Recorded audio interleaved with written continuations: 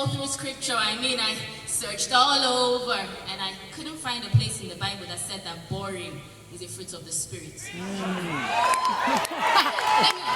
me say it a bit clearer so that those at the back can hear me better. I said boring is not a fruit of the Spirit. Neither is tardiness, extreme lack of time consciousness, no time for the sister busyness because you were all about living, sleeping, and serving in church, that you forgot that she is the church to your Christ, the spiritual missile that you forgot.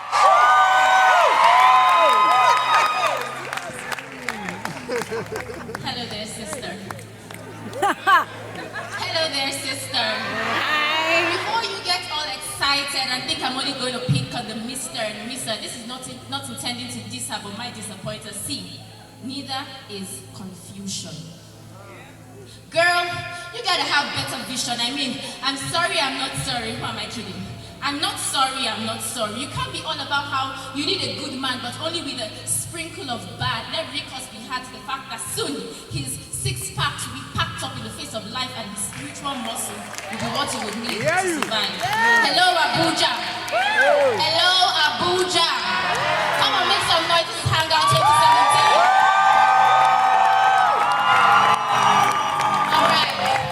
All right. So, you know how we pick up baggages from our childhood, from past relationships, and we bring them into marriage, we bring them into new relationships. And sometimes we don't do it intentionally, it's just because we really don't know what to do with all that baggage, right? So because I'm a storyteller, I kind of like to tell my story. So I'll tell you a little about me. You see, I am a virgin. And I have been made to believe that this is my proud origin, my identity, virginity, right?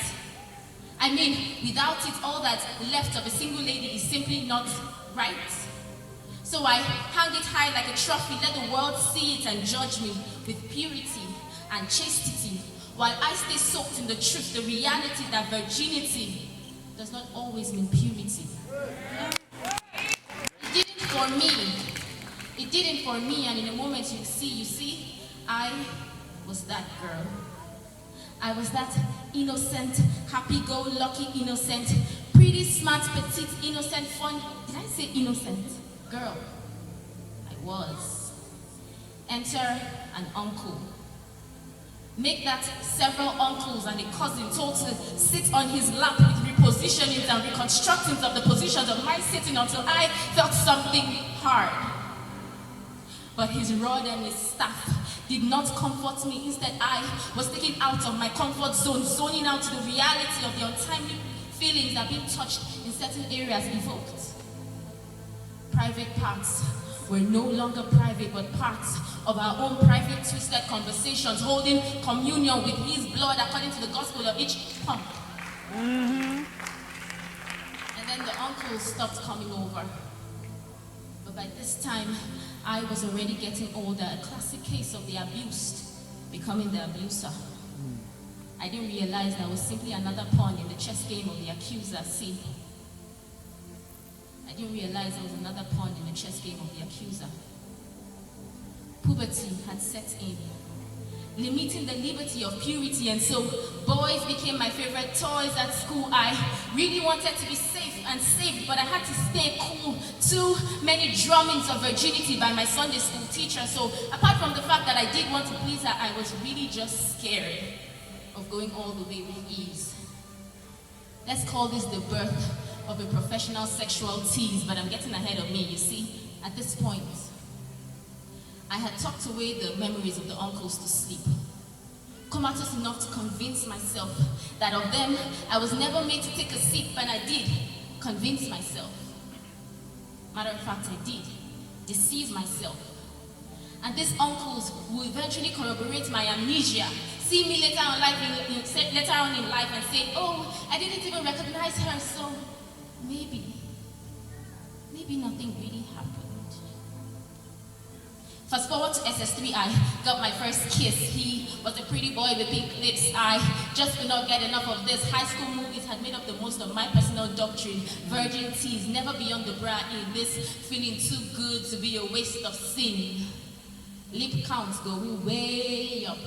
Was a good girl, but she changed up until make out lost all significance, became a very basic sport.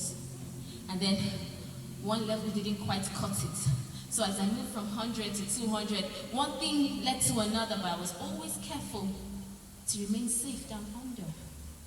And then finally, you know what? I'm gonna pretend like I'm a preacher on the pulpit. Tell you to tap your neighbor, say finally. Finally, realization crept in. The real decision of purity came knocking. I stopped the blame game of laying it all on the uncles as though they were my atonement lamp. I picked up my luggage, dusted my body, I said goodbye. I dropped out of the University of Technical Virginity and enrolled in the Institution of Purity with a major in chastity, waiting for the day to become the pure, unveiled bride. Oh, what new meaning in this word now abide, but there was a part of me I could not erase. A part of my past. I didn't get the perfect score, I didn't ace. I had experimented at the tip of their iceberg, opened up a door to my sexuality and sensuality, and even though there had been no actual penetration, make-out and heavy petting had become twins, too hard to create a separation. And now I fear that I won't be enough to deliver up to my anticipation. I fear that I might not bring him maximum satisfaction. I fear that beyond the superficial, there will be no real connection, but mostly, I fear that when the music fades and all is stripped away, I'll compare him to the uncles, cousins, and faceless countless others, activate my selective amnesia, become Rapunzel, shut down, locked up in a tall, lonely tower. I fear that I will be awoken with memories of them. When touched in my own garden of him, then I fear. And this is the baggage that I bring. I said all of this, but in third person to him. This trance I submerged me in to create some distance in case his stance was to judge me.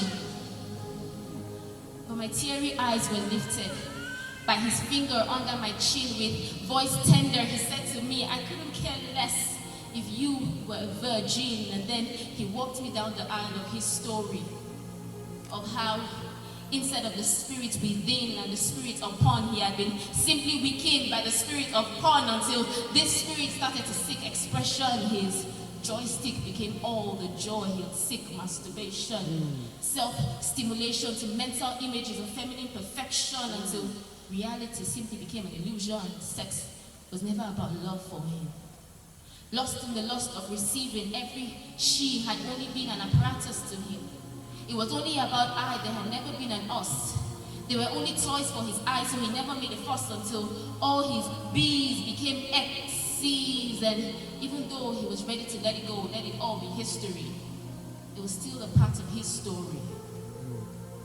And with that, he went down on one knee. And then he said to me, this is the baggage that I bring. But I ask you, would you accept it along with my ring, baggage and all? I'm here for the long haul, darling, marry me. Be the bride which I can call. And there we stood, two broken people. We realized that the weight of our past would only make us crumble.